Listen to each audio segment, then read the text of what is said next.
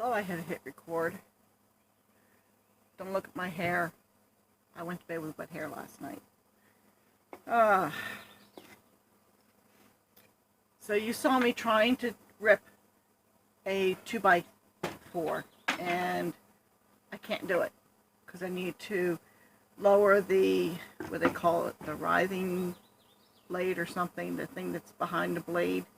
It's a safety thing, but I have to lower it and I don't remember how to do that. I have to find the book and try and figure out how to lower it. So I can't do a 2x4, at least not right now, because it's just that little bit. Look at that. It's like a quarter of an inch, if that. Okay, too wide.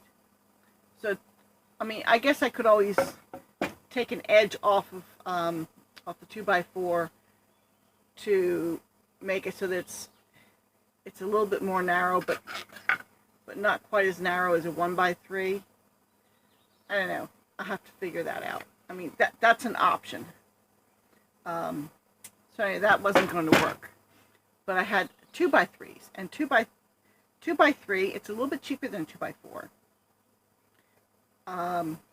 per piece. But I don't know if actually in the long run it might be more expensive. So anyway, I was experimenting with ripping them, and in order to mimic the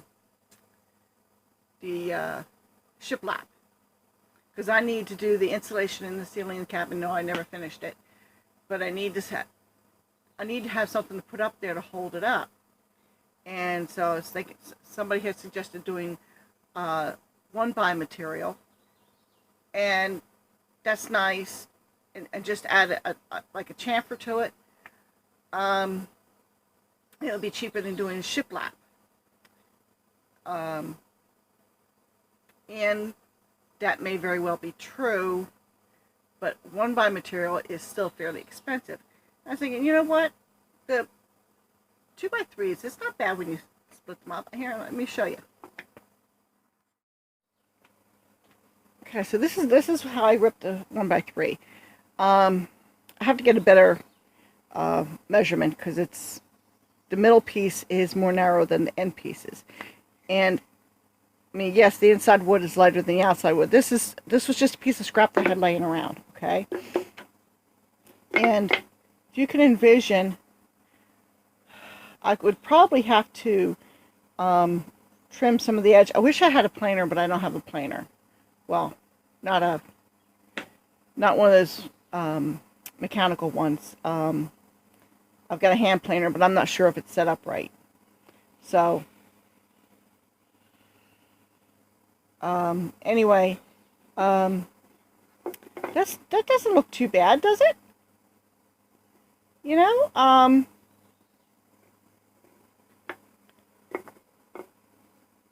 maybe if I did this side and did a chamfer rather than relying on that. I mean, I'm just putting it out there. I'm not sure. But it's maybe trim off a little bit more on this side. True up the edges some. I might be able to do that. But I know I'm still trying to figure this out. I gotta do something. And I thought this would be a fairly cheap way of doing it. I set the fence at a 1/2 inch, so that's what I've got here.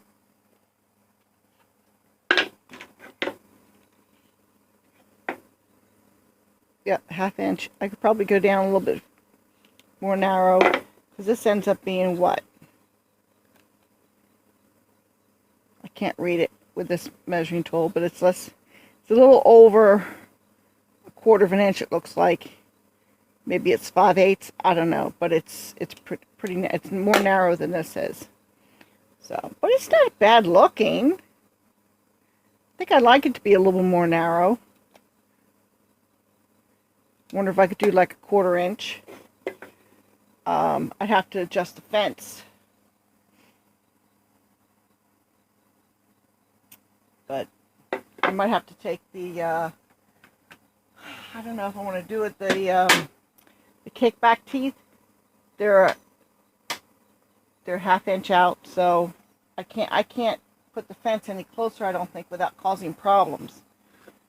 So, well, it's an option. And if anybody else has any ideas about, you know, maybe being able to rip this, I just need a cheap solution for you know, putting up ceiling in my cabin, that's all. So I want it to look nice, but at the same time, I don't have a whole lot of money to spend, and doing something like this, I can do, you know, a couple of these. I can pick up, like, I don't know, $10 worth of 2x3s and rip them up, and each one is, I would get 3 boards out of it, at least. And they're 8-foot lengths, so I can probably get, like, at least 3 2x3s. So that's 9 boards right there. So I don't know, it's a thought, something I'm trying to figure out.